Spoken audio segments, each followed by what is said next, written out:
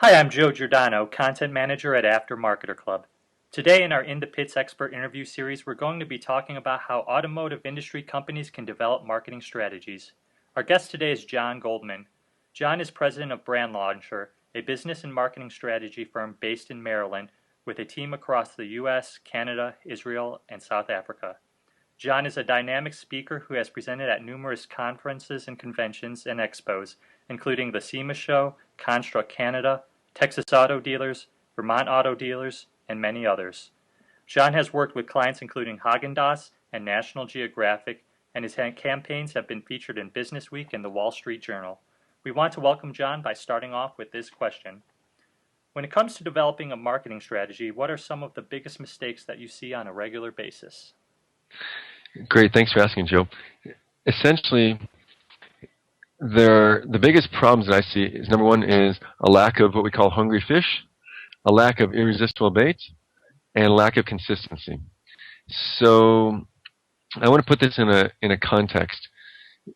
Most people don't care about you, and most people are not particularly interested in what you have to sell. Why? Because you got the wrong message to the wrong people. Let's put it in the context of 3 M's. What are the 3 M's? M number 1 is the market. M number 2 are the mediums, and M number 3 is the message. So today we're going to speak about the market, the mediums, and the message. And within that context, the biggest mistake most people make is they're not clear about their hungry fish. You see, most people, they go to sell something and they just start selling. But the idea of focus is so important. Why? You see, what's easier, to sell aspirin or to sell vitamins? What would you say? You know, I'd probably say aspirin because we use it on a regular basis. So you're right on. The idea is that it's much easier to sell something to someone who has a pain, a want, or a need than to push, oh yeah, you should take vitamins because they're good for you. When it comes to aftermarket, some of them are needed and some of them are wanted.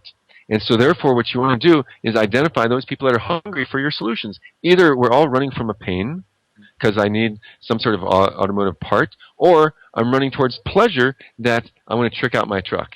And so the idea is to identify them and create a campaign that's based on them. Why do I say that? Most of us, we wake up in the morning to oftentimes a radio alarm clock. And when you wake up to a radio alarm clock, what's the very first thing that you hear? Advertising. Before you get out of bed, you hear advertising. And then if you're like me, I sleep in a t-shirt, I go and I look in the mirror, and what do I see? Oh my gosh, there's advertising on my t-shirt. And then I grab my toothpaste. I have 5 kids, and there's advertising on my toothpaste. You go, you get your breakfast, you look at your cereal box, there's advertising on your cereal box. Turn on the television, there's advertising on the television. You get in your car, you start driving, and there's advertising on your radio. You get in the office, and you've got faxes. You've been faxed. And then you finally open up your computer, check your email. Spam! 660 billion spam emails, and they're all filling my box. So how are you going to break through the clutter? That's what our conversation is about. That's why it's so important to be clear about who your target audience is, who the hungry fish is, because then you can speak their language, and you know what pain they're running from, and what pleasure they're running to. So that's the first thing. And within the world of hungry fish, there are 2 primary hungry fish for most people in the aftermarket. You know what those 2 groups of hungry fish are? What are they? So number 1 are the end users. So we all have customers that are walking either into our store or buying our products or buying our parts. And the other are the influencers, or the endorsers. So let's say that you own a retail shop and you're selling automotive parts. And you can try to go to consumers, which is B2C, but you can also go B2B. There are people who are influencers. Who are the people who are influencers? The people who are running fleets. Now that's a nice B2B sale. Those people that can influence large amounts of sales, and how you communicate with them and how you work with them is very different than how you would with a person, or it could even be a car dealer. They could be sending people your way as well. So this small group is worthy of an entire conversation, because one good person can result in $100,000 in sales to you through referrals, because he's a big fish in a small pond. as opposed to one consumer that's going to come in and buy a $70 part. That's a very different market. So we separate those markets out. So we spoke a little bit about the first group of hungry, efficient influencers. Let's talk about the other group, the end users. Every city has enthusiasts. For example, there might be a trucking group or an aftermarket group that they're into. There's maybe a collectors association. So you want to identify the group and then speak their language, become part of it, attend their meetings, advertise in their periodicals, promote your stuff, and then so we've had some great successes by some people.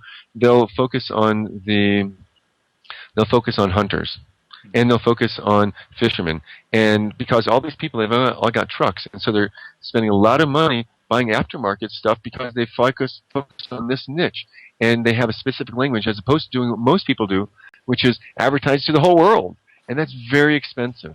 Mm-hmm. Mm-hmm. Makes very good sense. So, you talk about advertising to the whole world and how that's bad. How does a person find which channels are appropriate to advertise in, so they're not advertising to the whole world? Okay, so let's put it in context. We said three things: the markets, the medium, and the message. You're now asking me about the medium. So the medium is going to be dictated based on who we're going after. So now let's say that we're going after the business to business. We'll pick that channel. So within business to business, we want to say, what are they reading? What are they listening to? Who is influencing them? Where do I find them? So one of the things you want to do is go back and do your audit of your best customers. As you do an audit of your best customers, what you're going to determine and learn is that, wow, here's where they're showing up. Here's what they're reading. So once we do that, we can then get clear about which markets we're doing. I have a bias in terms of the medium. One of the biases I have in terms of the medium is that when it comes to aftermarket, everybody looks the same. What you get stuck in is being a commodity. And when you're a commodity, there's only one thing that matters. What's that one thing? What's that? Price. Price. And so if you're a commodity, the only thing that matters is the lowest price wins. 10% off. How many of you have 10% off? 30% off? 40% off? 60%? We've seen people 90% off. That's a race to the bottom. If you live by the price sword, you die by the price sword. Mm-hmm. And so therefore, you're going to have to differentiate yourself. So when it comes to mediums, my bias is that move from vendor to expert. This one methodology of moving from vendor to expert is the one that can make such a big difference in your organization. Most people don't do it. They don't do it effectively. So how do you do that? Well, you have to move into the world of micro-publishing, and you have to publish or perish. So we said we want hungry fish. How do you can use publishing to create irresistible bait. For example, in one of the studies that you guys have done with AirAid is you did a Facebook ad, and in one place you used irresistible bait, which was a free hat, and then by changing the irresistible bait from not just a free hat, but having the message that resonates, so you increase the response rates. You increase the response rates in a huge way. Maybe you know the numbers off the top of your head. I think I've got them here. There was a lot I remember. Here we go. You went, actually, the AirAid hat, when you offer just the irresistible bait, the stuff, there's 3 types of irresistible bait. Number 1 is stuff. Number 2 is information. Number 3 is services. And so by offering just the hat, they got 0 clicks and 0 fans. But when they said add up to 16 horsepower to your Camaro with an AirAid intake system and get a free hat for liking us, then you got 222 clicks and 112 fans. So now what's important about that is you're offering free information. How do you add up to 16 horsepower? That does what we call flagging. And that takes the message and resonates with them. So one of the things, if we step that up just a little bit, I would create a free report. And I would publish. And I would say the free report might be something like restoring your collector's car and opt in here, or how to save a bundle on gas by getting the right aftermarket equipment.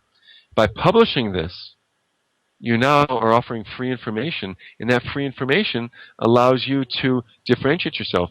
So we said the markets, and now the mediums. So which mediums are we going to use? Once you take that information and we understand our hungry fish, we can then repurpose it. So you might want to write that down.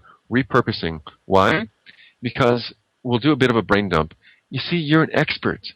And as an expert, you want to take the different knowledge that you have, your intellectual capital, and then repurpose it. How are we going to repurpose it? You're going to repurpose it into a video. And you're going to give a video on the 10 things you could do to increase the value of your car. How to get more gas out of your car. The 10 tricks to trick your car, to trick out your truck.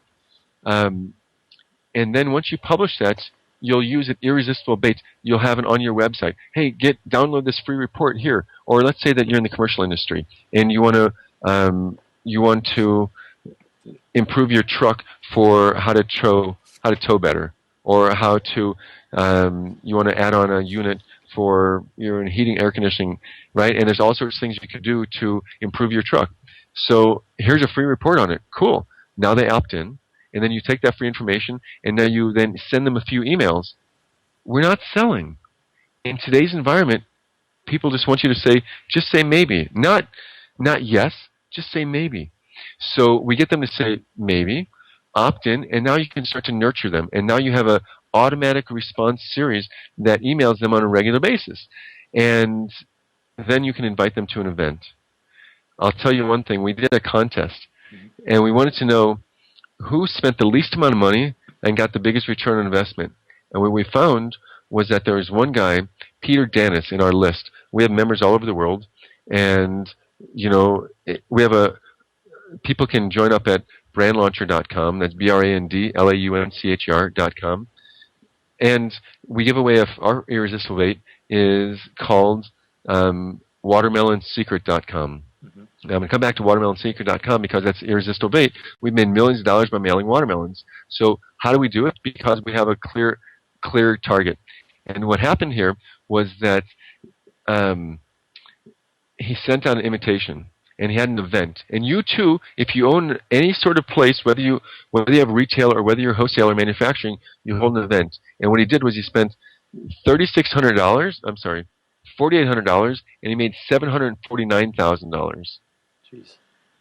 Right? Because what he did was he mailed to the people that he already had relationships with him, and he invited other people, and he said, if you know anybody else, we'll give them food, we'll give them drink, and we'll also educate them and entertain them a little bit.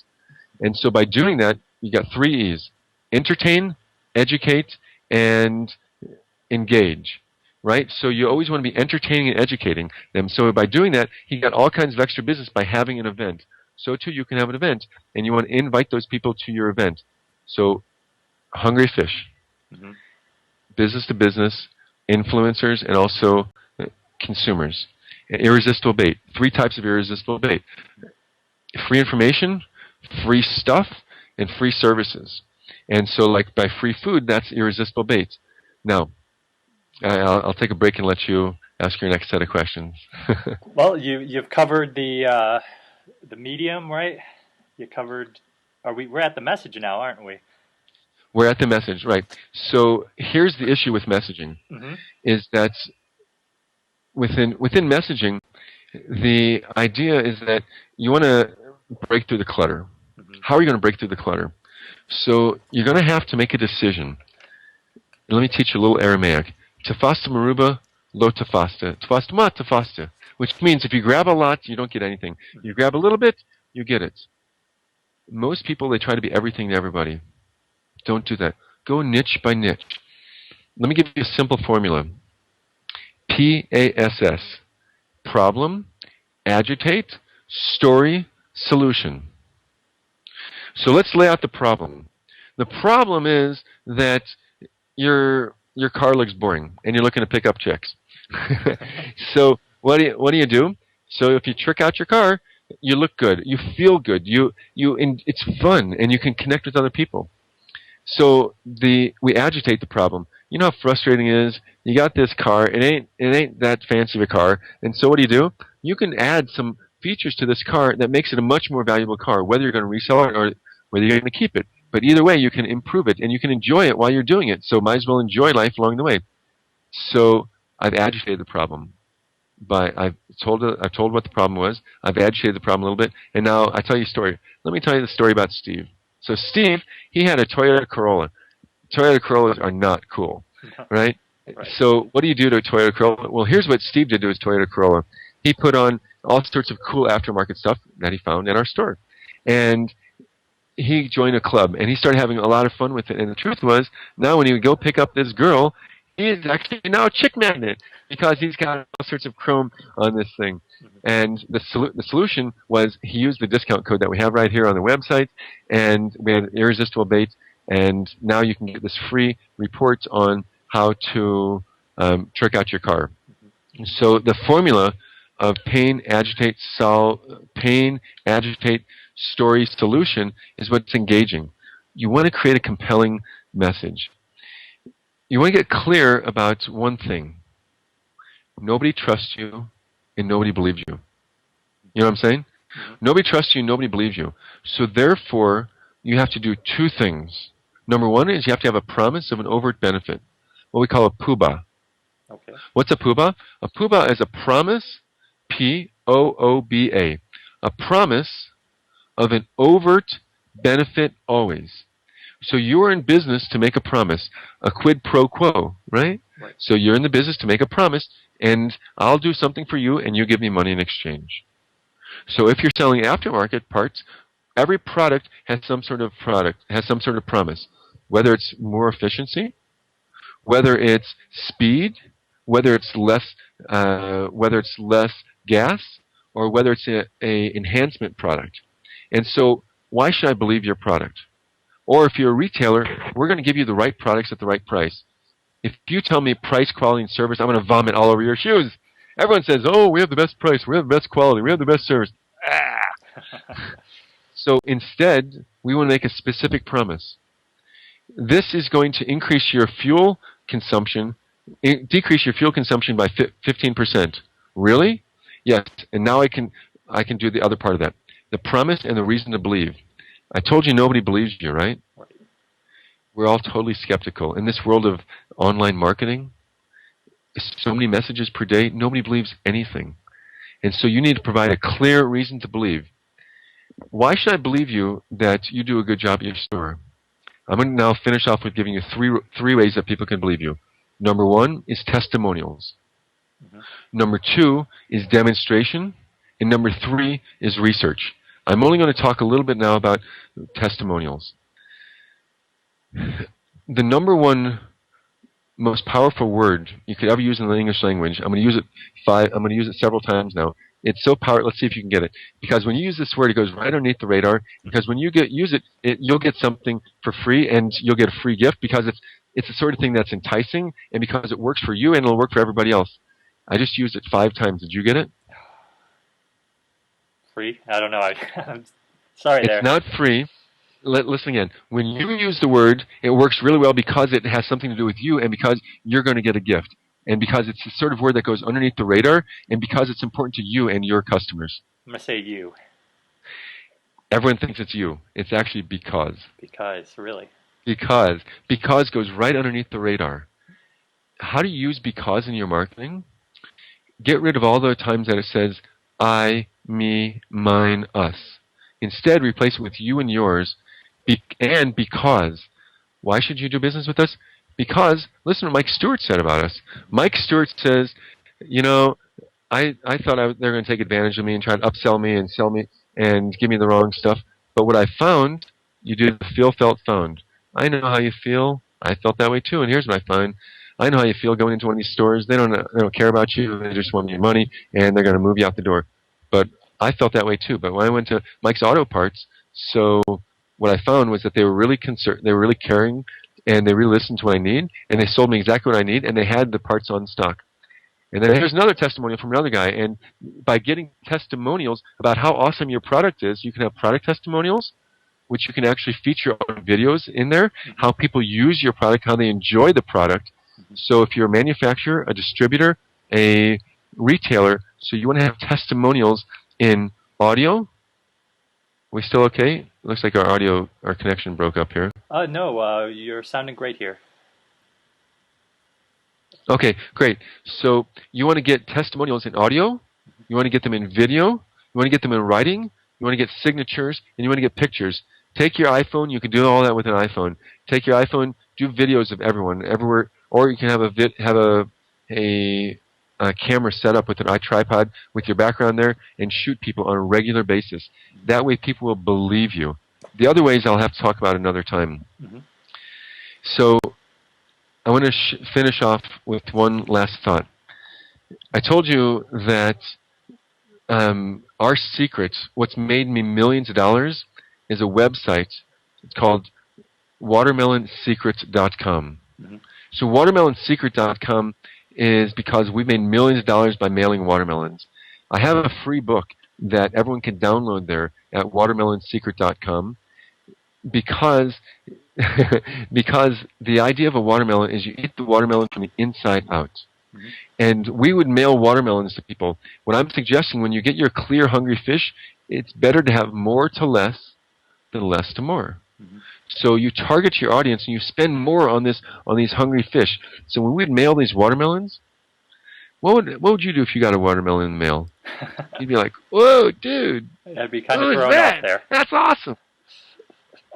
We've got over 100% response rates from watermelons. Recently, one of our clients mailed it to the head of one of the 3 credit unions and is now doing. The guy has over 10,000 employees, but he got through. We've seen automotive companies mail out a mini trash can. Mm-hmm. It looks like Oscar the Grouch. You can get, one of the companies that we own is also lumpymail.com.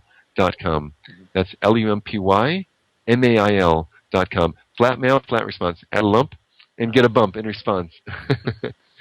So what you're looking to do is add something lumpy. So these trash cans are mailed to targeted customers. And you crump up the letter ahead of time and say, I threw this away ahead of time because I didn't want you to throw away any more money on getting the wrong parts at the wrong place. And we've seen this increase response rates by over 600%. Wow. So we spoke about the mediums, and we spoke about the message, and we spoke about the markets. Let's finish off with the last thing. The last thing is all about consistency. Mm-hmm. You see, SMEI, Sales and Marketing Executives International, did a really interesting survey. And what they found was that only 2% of the sales happen after the first contact. So people say, have you ever done marketing or advertising? Yeah. You get good response? Oh, maybe 1-2% response rate. We've done social media. We've done email. After the first contact, only 2% of the sales are made. Have you ever marketed the same person a second time? Right? You see people doing that, yeah? Exactly. So what response rates do they get if you market a second time? Only 4%. Market them once, you get 2%. Market them a second time, you get 4%. What if you marketed the same person 3 times? You get 6% response rate. Whoa. If you market them on the 4th time, you get 10% response rate. But watch this. What percentage of the sales come after the 5th contact? You ready? Okay. 81% of the sales come after the 5th contact. Wow. Did you get that? 81% of the sales come after the 5th contact, but most people give up. Oh, I did an advertisement. Marketing is not an event. It's a process. And so you must touch people again and again and again. So Anderson, they're in the automotive world. They made $1 million by sending a series of contacts. Some of them were online, some of them were offline. They would send a horn. They said, we want to toot our own horn, and they used testimonials to have other people toot their horn. They sent out aspirin and said, we know you have headaches with your trucking, and so here's how we solve those headaches. Because remember, PASS, right. Problem, agitate, story, solution. Here's how these other people had problems. Here's how we solved them. And here was the agitation that they had and let me agitate that with the aspirin. And the solution is you can come to us. And so they used a series of lumpy mail and offline marketing and online marketing in order to promote their message. So let me finish off with one last story. The last story is that most entrepreneurs have a problem. And the problem is they're caught in a vicious cycle. Mm-hmm. What's that vicious cycle? They don't have enough sales. and we don't have enough sales. So one of the people that we work with, he won SEMA of the Year award. I think it was 2 years ago. Mm-hmm. And one of the things that we've been able to do with him is change his position from vendor to expert. And by creating a culture in his organization, he's been able to break this vicious cycle. And the vicious cycle is, I don't have enough cash, Mm-hmm. so I don't have enough sales. If I don't have enough sales, I can't invest in the right group. And the way that you're going to break this whole cycle is by using the 3Ms, by identifying clearly the market, Mm-hmm. and then positioning yourself with the right mediums and having consistency, and then having a message that's going to resonate, have a promise of an overt benefit. Have a big zig, be dramatically different when everyone else is zagging. How are you going to zig? Offer irresistible bait for a hungry fish. Mm-hmm. Offer a reason to believe. And in doing this, his business has grown dramatically, and your business can grow dramatically too. So I'd like to encourage you to get our free information. If you find value in this, go to watermelonsecret.com. What we do is we help companies grow. And we have a team of people all across the world that we work with people in helping them identify where they're underperforming their greatest potential and how to actualize your potential. We work with their teams and their systems, and we help them identify how to go from where you are to where you want to go. And so I've got a free thing that you go to watermelonsecret.com. The company is called brandlauncher.com. And anyone that's listening to this, if you'd like to have a conversation with me or my team, you can simply call us at 410-235-7070. That's 410-235-7070. And we'll do a quick start with you, and I can assure you that it'll have a lot of value. We have an assessment that you'll be able to take online, and it'll show you where you're underperforming your potential, and also it gives you immediate solutions how to go through that. There's no obligation, never a pitch, because the way we've grown our business, and we grew over 50% last year alone, is by educating, and every now and then a person says, hey, maybe I can help us. So that would be our approach. We want to help you, just like we're giving you as much information as we can today. I want to wish you nothing but success. Joe, I want to thank you for the time that we've had together. And do I have any final questions or anything that we can do to close out? No, I just want to thank you for your time, and if anybody wants to get any more information, John's given the information that you need, and you can visit us at AfterMarketer Club /blog. Thanks, John. Thank you.